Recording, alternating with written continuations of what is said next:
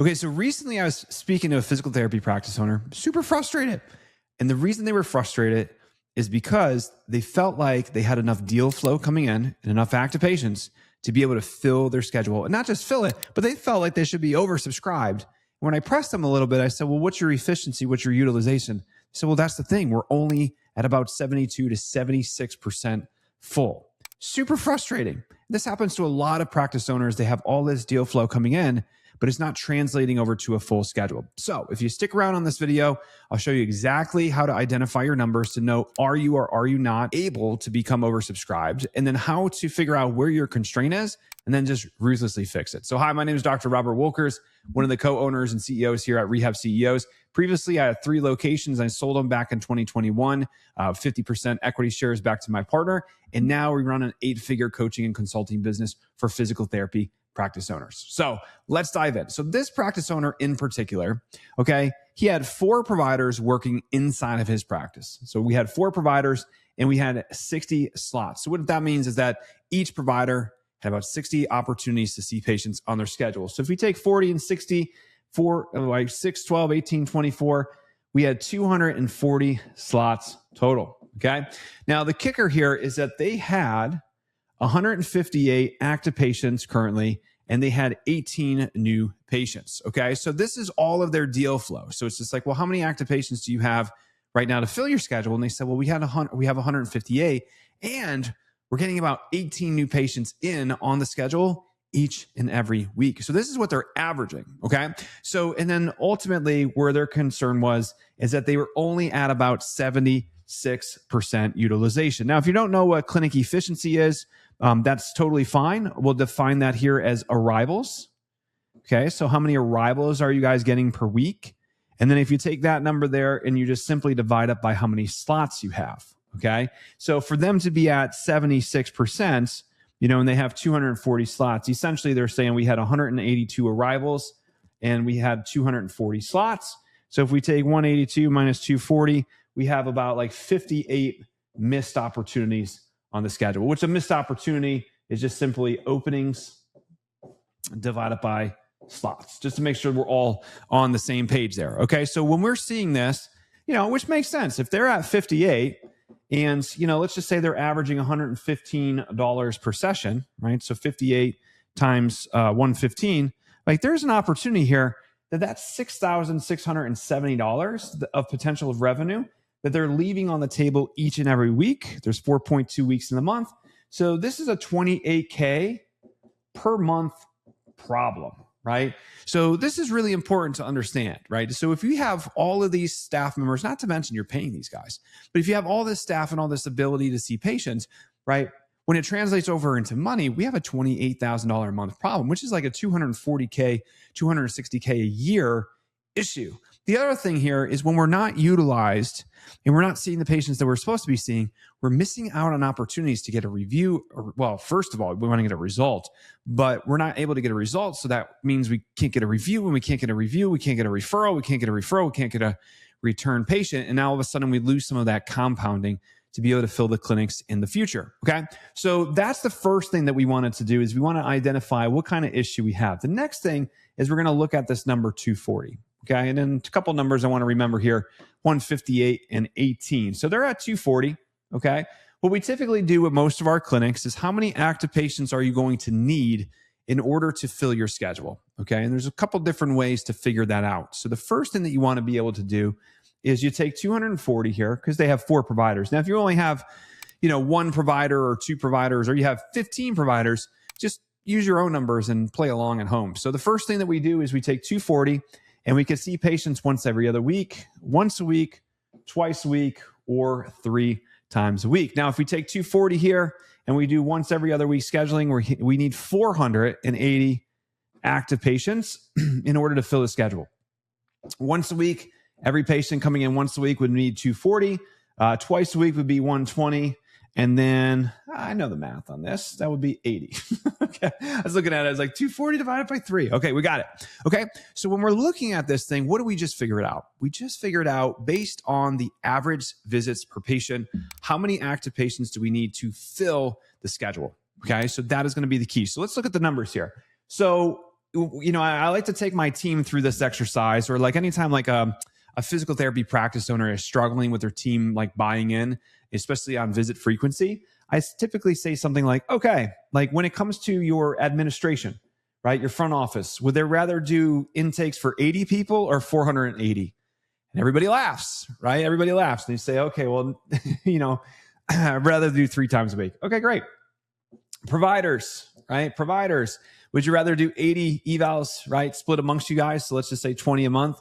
Or would you rather do 480, split it, and everybody laughs? And they say, like, of course, obvious, 3 times a week, right? We say billing department, right? We say marketing department. We say our sales department, so on and so forth, right? Everybody starts to say, 3 times a week is the best. It's the best. It's the easiest. Seeing 80 people versus 480 is obvious, right?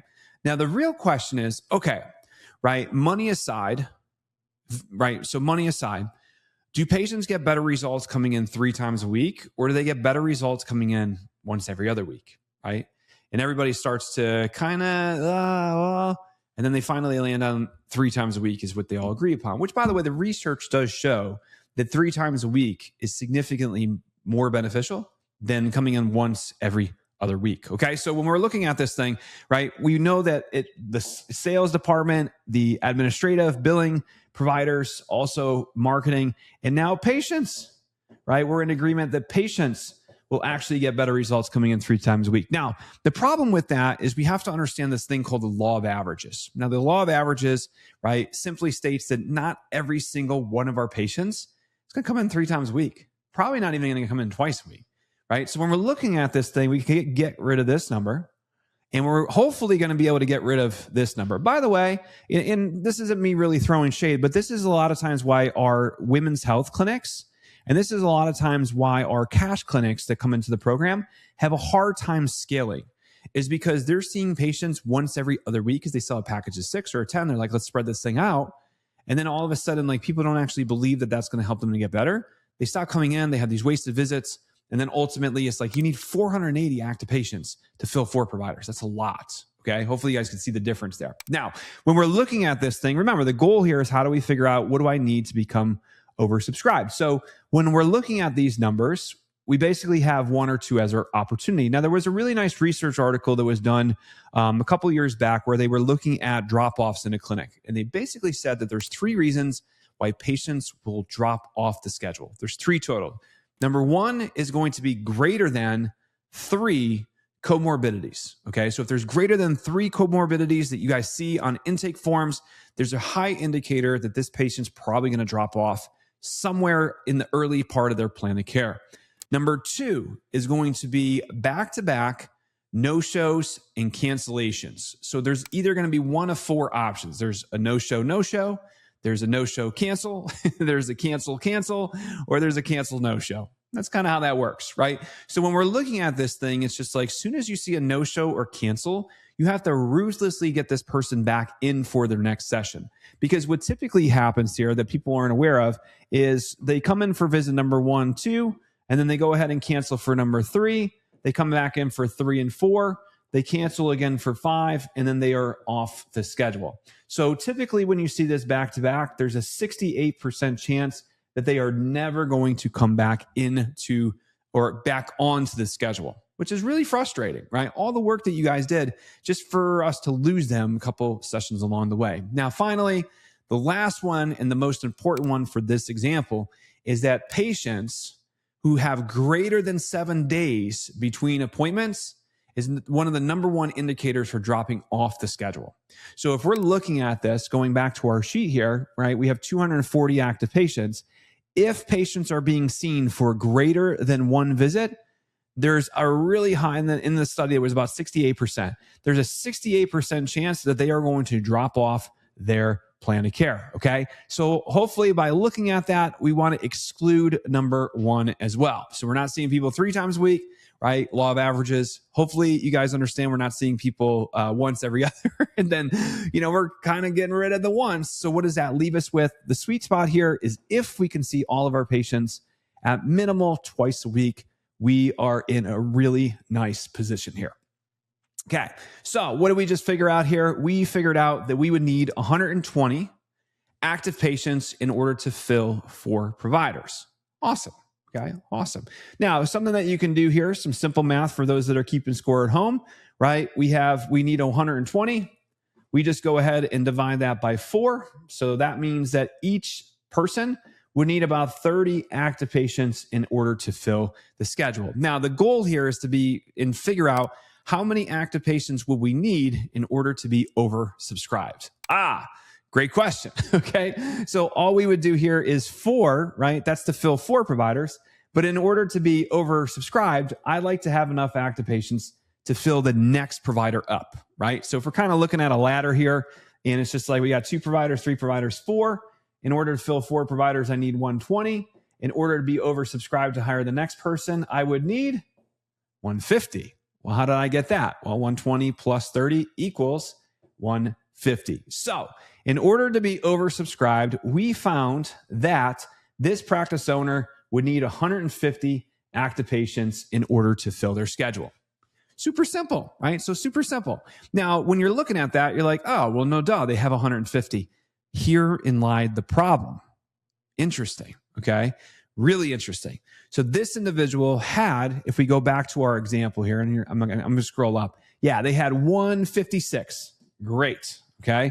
So what they were feeling was accurate. So going back to our sheet here, we said that they needed 150 and they were currently at 156. Okay. Now we could argue potato that, 156 minus 150, we have a net negative of, 6 active patients, but it was just like not really enough to be at like 76% efficiency, right? 6 patients, 2 visits, that's 12.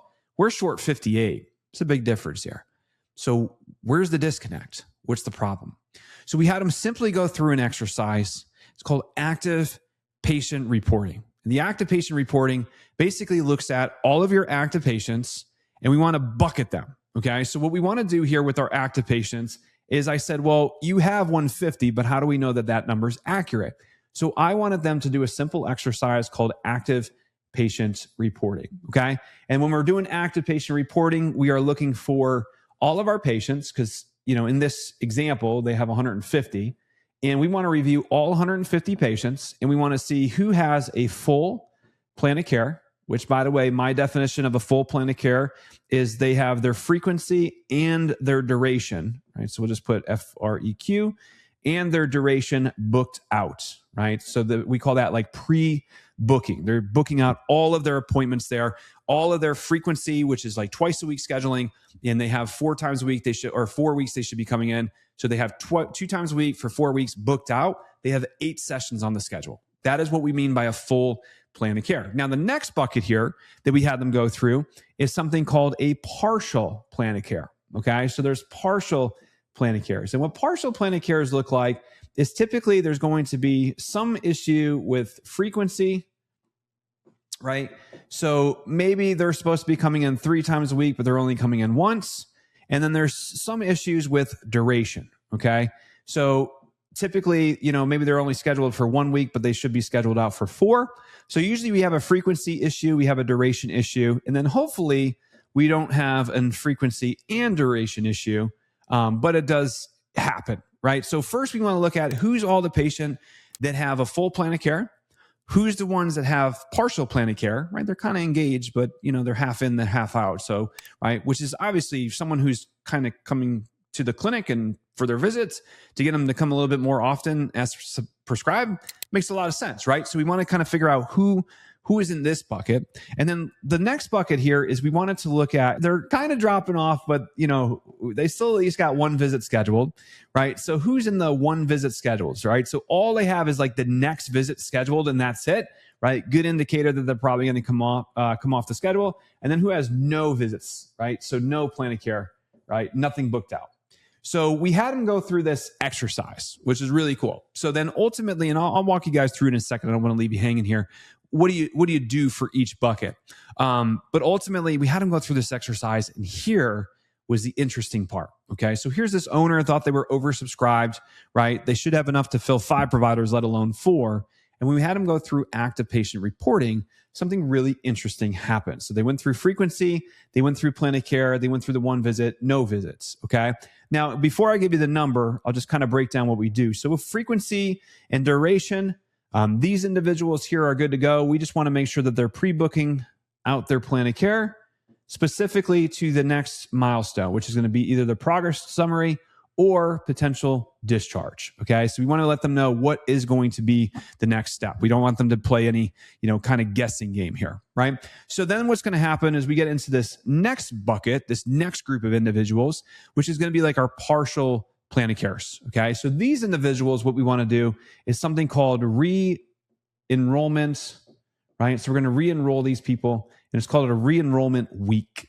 Right. So regardless if they have a progress note or anything coming up, we're going to nix that and basically say, hey, anybody with a partial plan of care, we need to be able to re-enroll them back into their plan of care, right? Hey, Steve, I know it's been difficult for you to come in. I saw you're only coming in about once a week.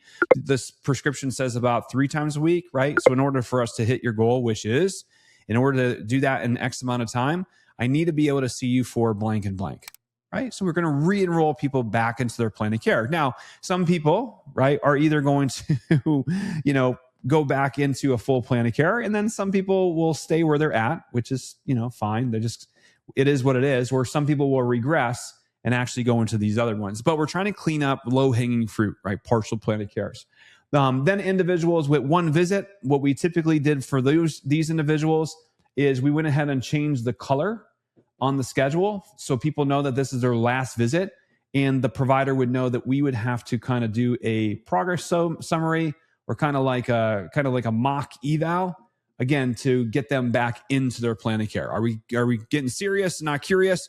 Are we going to continue, or are we going to discharge? So these people, it's kind of like more of a wellness check. It's kind of like a 911, like, what are we doing? You're just showing up, getting a session. I don't see you for another 2 weeks. Right. So we just want to re-enroll these people as well, but it's a little bit more serious than our partial plan of cares. And then lastly, people that have no plan of cares, we go ahead and triage those.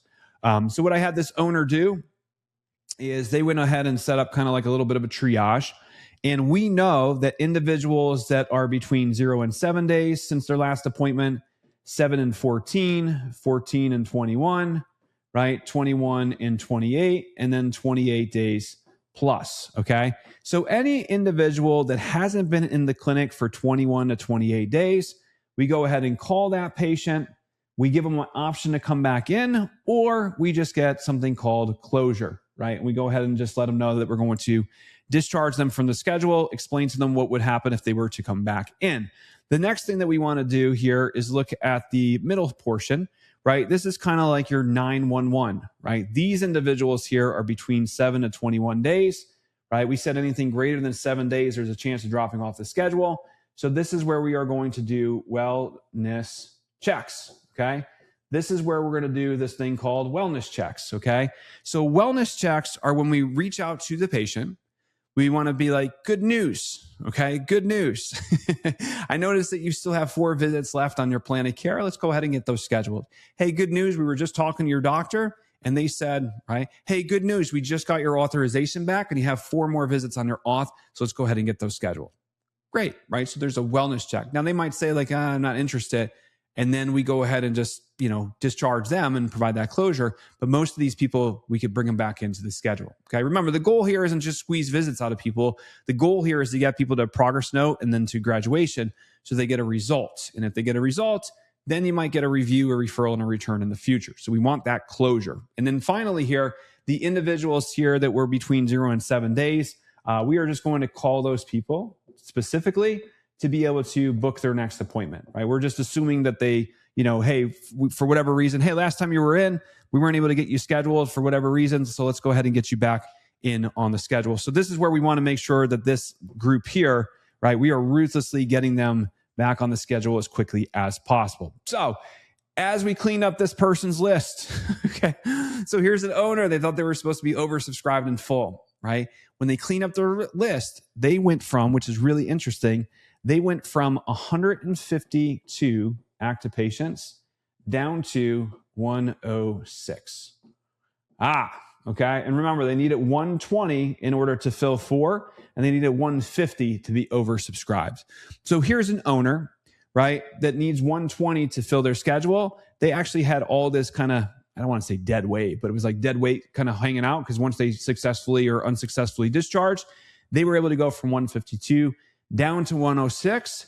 So here's a clinic owner that thought and felt like they might have had more of a scheduling issue, but instead they just needed more marketing. And for someone who turned off all of their marketing because they thought they were full and oversubscribed, what happened here is that it started to cut into their active patients, and what felt like they had enough active patients to fill. Realistically, they had almost 50 patients here. Yeah, 50 patients here that already kind of checked out. Okay. So then once we turned marketing on, we were able to bring in some new people on top of so they already have enough evals in to match their churn.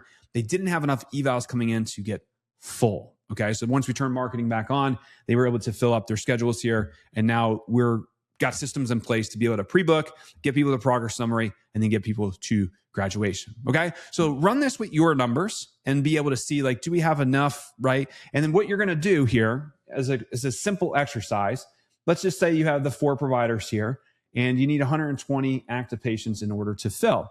Well, go back 10, which is 110, and then go back 20, which is 100, and then go forward 10, which is going to be 130, and then go forward 20, which is going to be 140. And what do we just come up with here? Okay. So if you need 120 active patients, right, and you have 120 active patients, awesome. You should be full. If you're at 110, right, but you need 120, you have a marketing issue. So you got to turn on your marketing. Usually straight to eval ads, stuff like that works really well. Past patient reactivation campaigns. Or if you're at 120, but you have 100, now you're overstaffed, right? So you have to turn on a lot more marketing, like running workshops, straight to eval ads on Facebook, past patient reactivation campaigns, doing some outreach with your Practice 25. These are things that you need to do there. Now, if you're at 130 and you're not full, this is a scheduling issue, right? So this is where we want to do the stuff that I just mentioned above. And then if you're at 140 and you're full, you have a hiring issue. So you can kind of use this tool in your practice to figure out, like, am I overstaffed? Do I have a marketing issue? Do I have a scheduling issue? Or do I have a hiring issue? Okay. So if you found this information useful, we got a bunch of this stuff that we're going to be talking about on our next workshop that we're going to talk about here in a couple of weeks. So just want to make sure that you guys click the link below to get access to that, so you guys could join us live on our next workshop where we're talking all things about becoming oversubscribed. So I appreciate you guys. See you on the next one.